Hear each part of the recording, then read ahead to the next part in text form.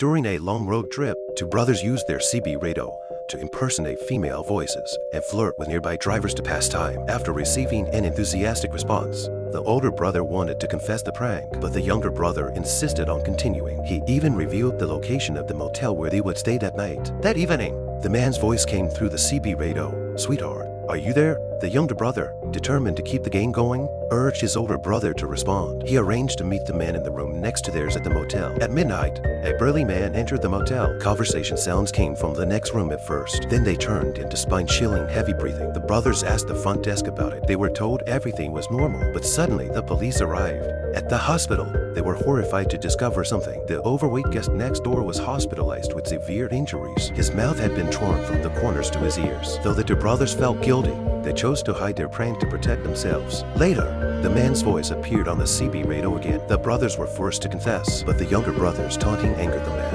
Soon, a large truck began chasing them frantically. The brothers accelerated to escape. They hid at a gas station temporarily, but eventually the truck cornered them into a dead end. The truck driver got out and approached them. He was simply returning a credit card they had dropped. Just as they felt relieved, the real avenger appeared. The man from the CB radio was driving another large truck. He launched another deadly attack.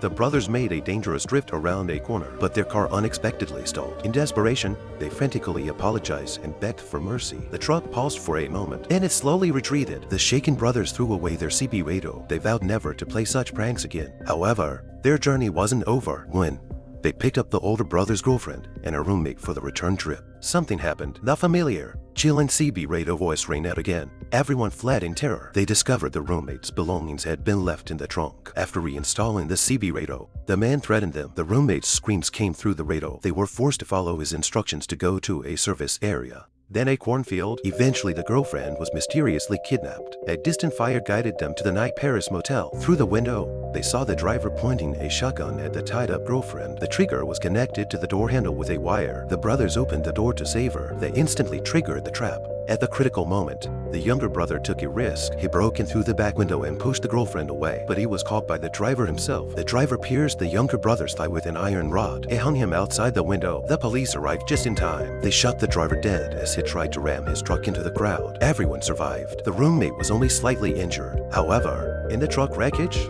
a bloody hand suddenly reached out. Immediately after, the familiar CB radio, static mixed with a man's voice rang out once again in the silence.